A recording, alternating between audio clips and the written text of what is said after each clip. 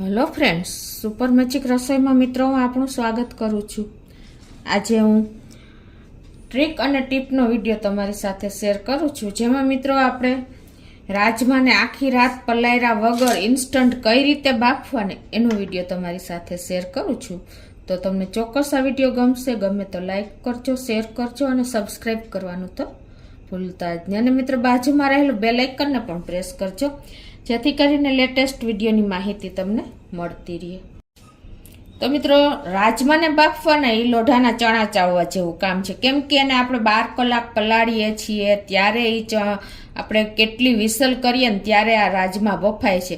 પણ આજે હું તમને એ કામ ઈઝી બતાવું છું કે તમે ઇન્સ્ટન્ટ રાજમા પલાળવાનું ભૂલી ગયા અને બનાવવાના ને તો તમે તાત્કાલિક બનાવી શકશો, એ પણ મિત્રો બરફના ટુકડા નાખીને।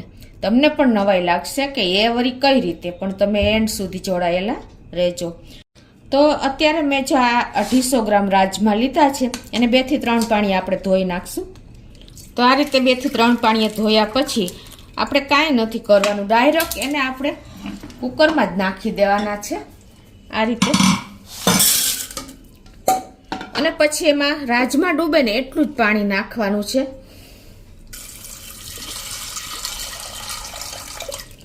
અને હવે છે ને મિત્રો આપણે કુકરનું લીડ બંધ કરીને અને સ્લો ફ્લેમ ઉપર આપણે એક વિસલ કરી લેશું।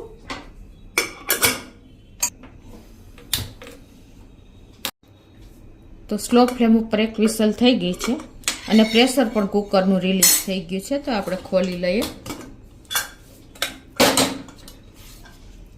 અને હવે મિત્રો આપણે આટલી પ્રોસિજર કર્યા પછી આપણે આઈસ ક્યુબ એટલે કે બરફના ટુકડા 2 પ્લેટ આપણે નાખી દેવાના છે અને પાછું આપણે કુકરનું લીડ બંધ કરીને અને સ્લો ફ્લેમ ઉપર 2 વિસલ કરવાની છે।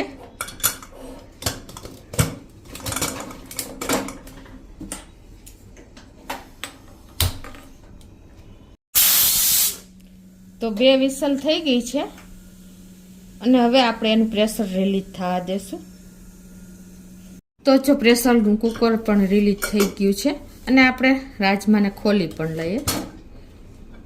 જો મિત્રો આપણે સ્ટીમ નીકળે છે અને તમને પણ નવાઈ લાગશે કે આ રીતે રાજમા ઇન્સ્ટન્ટ આપણે બાફી શકીએ, ચોક્કસ બાફી શકીએ મિત્રો।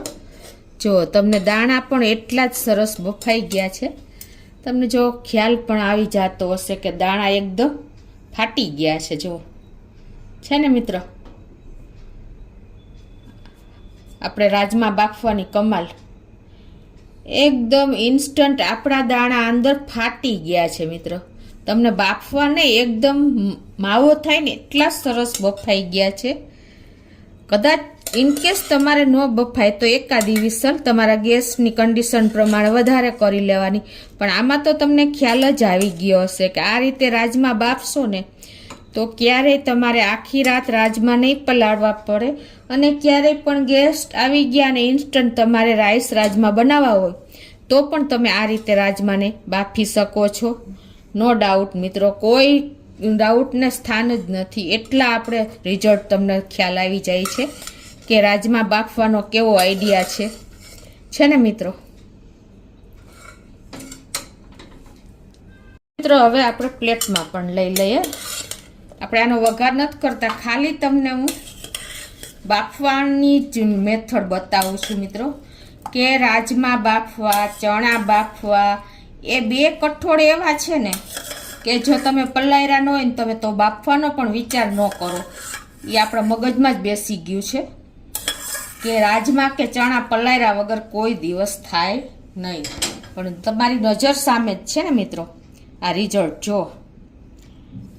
કેટલા સરસ રાજમા બફાઈ ગયા છે। તમારે આનો સૂપ કરવો હોય ને તો પણ તમે કરી શકો ને એટલો આપણે દાણો માવો બની જાય છે, જુઓ છે ને મિત્રો।